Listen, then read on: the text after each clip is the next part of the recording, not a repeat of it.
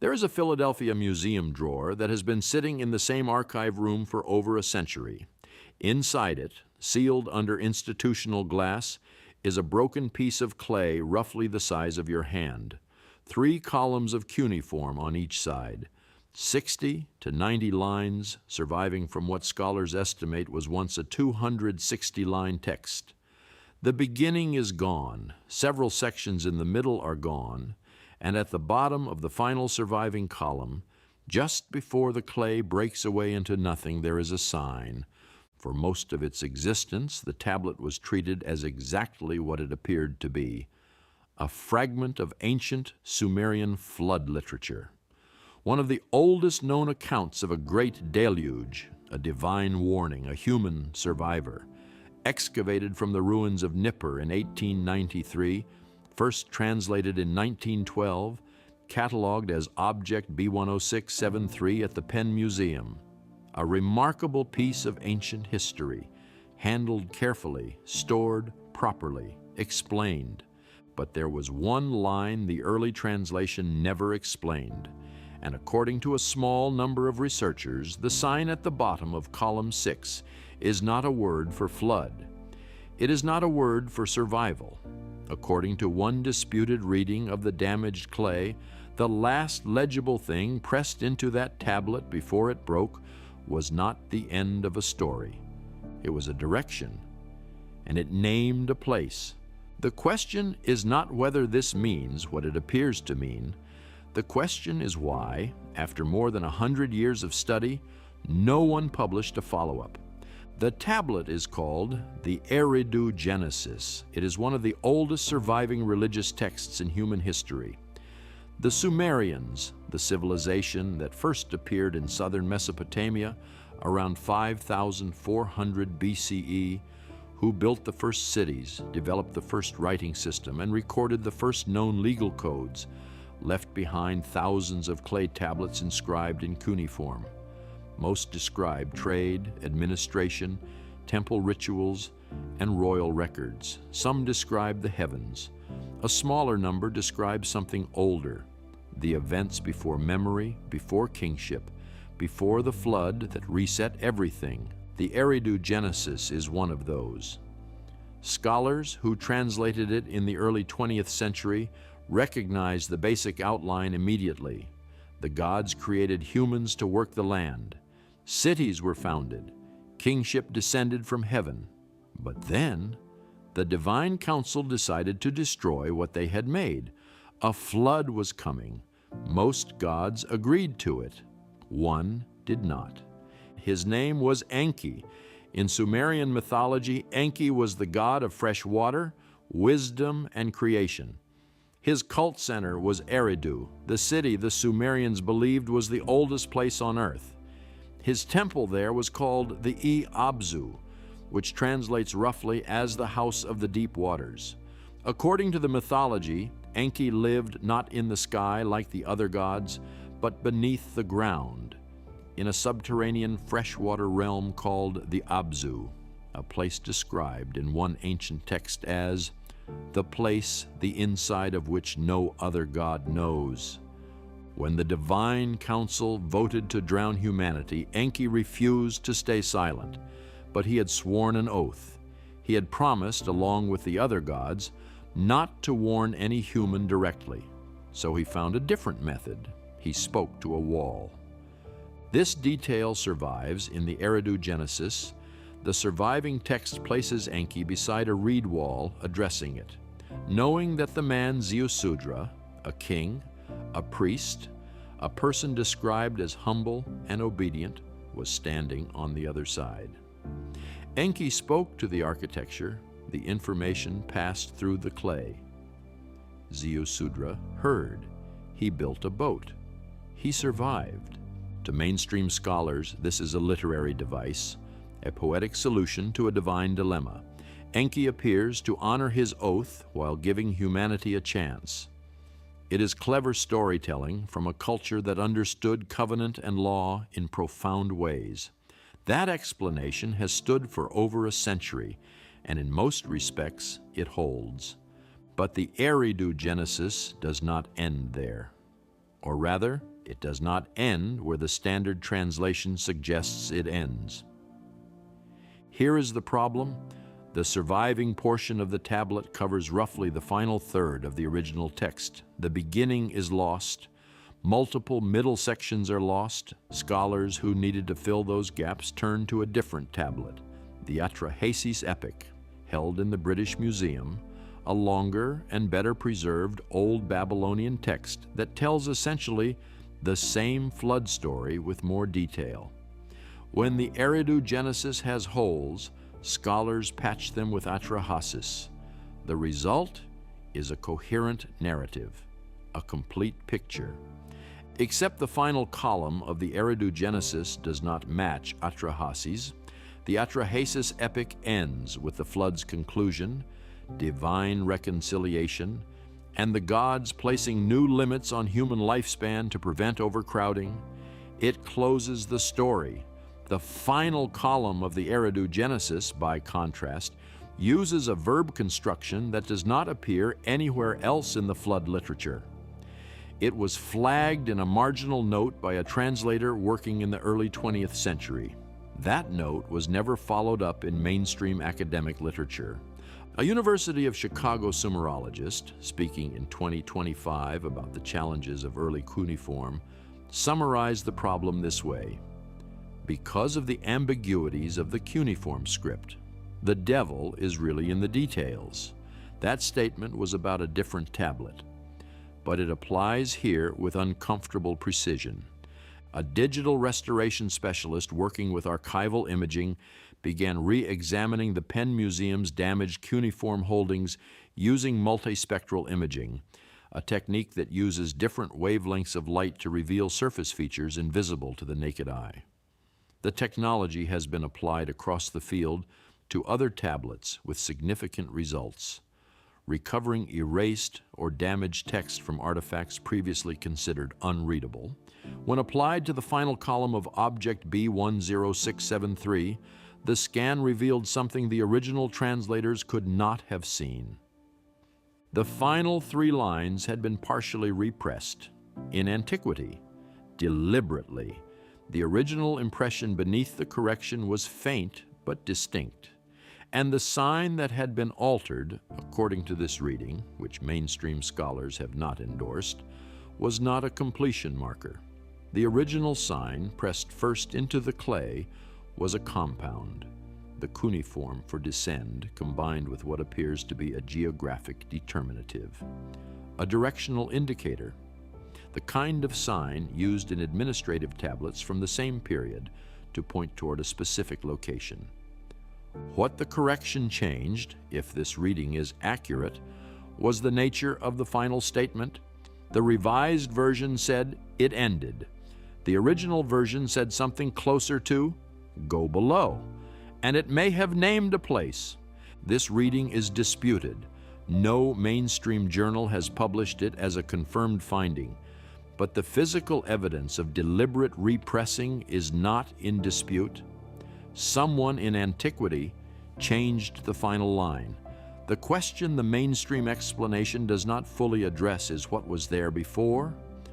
To understand why the location might matter, you need to understand what Enki kept at Eridu. In Sumerian mythology, Enki was not just a god of wisdom in the abstract sense.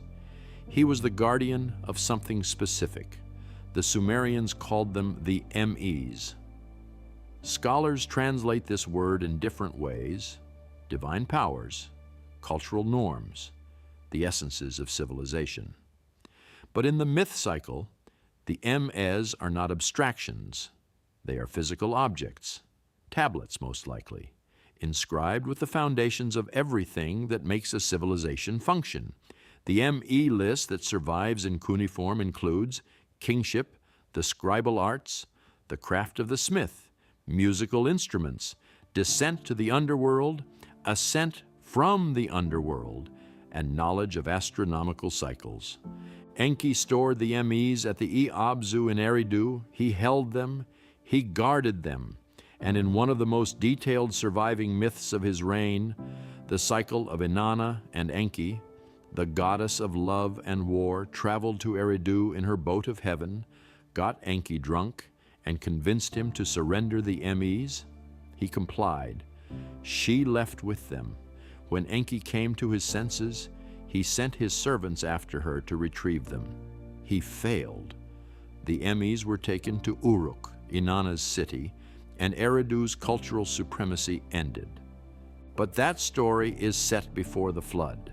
If the Mes were physical tablets stored in the Abzu, and if Enki retrieved some or all of them from Inanna after the events of that myth, then a question opens. When the flood came, when Enki spoke to the wall, when the water rose, when everything above the surface was destroyed, what happened to what was in the temple below? Some alternative researchers believe the answer is in the corrected sign. If Enki's final recorded instruction was a directional command, go below, then what he sealed before the flood was not just a building. According to this controversial interpretation, it was a library, a repository. The Mes returned to the Abzu, placed beneath the water table, beneath the first city, waiting. Mainstream scholars call this speculative. The official explanation remains that the Mes are metaphors for cultural development, not physical artifacts, and that any geographic reading of the disputed sign overextends what the damaged clay can support. That position may be correct. But then the same pattern appeared somewhere else. The Era epic is a later Mesopotamian text dated to the first millennium BCE, describing a period of cosmic disruption and divine conflict. In it, the god Marduk speaks a line that has troubled researchers for decades. He asks, "Where are the 7 sages of the Abzu, the pure Puradu fish, who just as their lord Enki have been endowed with sublime wisdom?" Marduk is not recounting history, he is asking a question. Present tense, where are they? The 7 sages are the Apkallu. In Sumerian mythology, the Apkallu were created by Enki before the flood, 7 beings described as part fish, part human, who emerged from the Abzu to teach humanity the Mes. Writing, law, architecture, mathematics. According to the temple hymn of Kuara, all 7 originated in Eridu. They served as advisors to the first kings. They were the carriers of everything Enki knew, distributed to humanity in the antediluvian age. After the flood, the Apkallu are gone. The post-flood sages who appear in later texts are called the Umanu. They are scholars, not Apkallu, human, not divine. The distinction is explicit. Something changed at the flood. The Apkallu did not survive into the new era the way humans did. They were recalled. In the Era epic, Marduk describes their fate. They were sent back to the Abzu, not killed, not forgotten, returned to the same underground freshwater realm where they originated, to the place described elsewhere as the location no other god can enter. To mainstream scholars, this is poetic closure. The age of divine teachers ended with the flood. Humanity entered a new phase. The mythological fish sages returned to their mythological origin. Literary symmetry. To alternative researchers, something else is visible in that same text. If the Apkallu were recalled, not scattered, not destroyed, but deliberately returned to the Abzu, then the Abzu is not just a mythological space, it is a location. And Enki's Abzu at Eridu is the only named place in all of Sumerian literature connected to both their origin and their return. This is where the mystery stops being contained to one damaged tablet in one museum drawer. A cuneiform ritual text called the Beit Meseri, the Protective House series, was composed in the Neo-Assyrian period and contains the oldest known formal written list of the 7 Apkallu. The 3rd tablet of this series was first published academically by the scholar E. Reiner in 1961, working from fragments held in the British Museum. Re-edited in 1974, the series remains only partially accessible to researchers outside specialist circles. The full translated text of the third tablet has not been published in a form available to the general academic public. What the Beit Meseri series describes is a ritual for sealing and protecting a building, a protective house. The ritual involves the burial of clay figurines, Abzu figurines, fishmen, beneath the foundations of the structure, beneath threshold points, beneath walls, below the floor of the inner chamber. The figurines are positioned as guardians. The incantation seals the structure against harm. Alternative researchers have noted something about this practice that mainstream scholarship has not formally refuted. The burial pattern mirrors the mythological pattern. Beings from below, placed below, guarding a sealed space. If the Abzu figurines were not simply ritual objects but reenactments, physical echoes of what Enki did at Eridu before the flood, then the protective house ritual is not symbolic. It is a copy of a procedure performed for the first time somewhere specific, and Eridu is still there, buried under the sand of southern Iraq near what is now called Tel Abu Shahrain. The site has been excavated but never fully uncovered. Iraqi and international teams worked the site in the 1940s and 1950s. What they found was 19 superimposed temple layers, each built directly over the last, stacked vertically across 4,000 years. At the lowest excavated level, level 19, they found a small offering table, fish bones, and a structure interpreted as the earliest known shrine in Mesopotamia. Then they stopped, not by choice. The water table at Eridu rises significantly below a certain depth.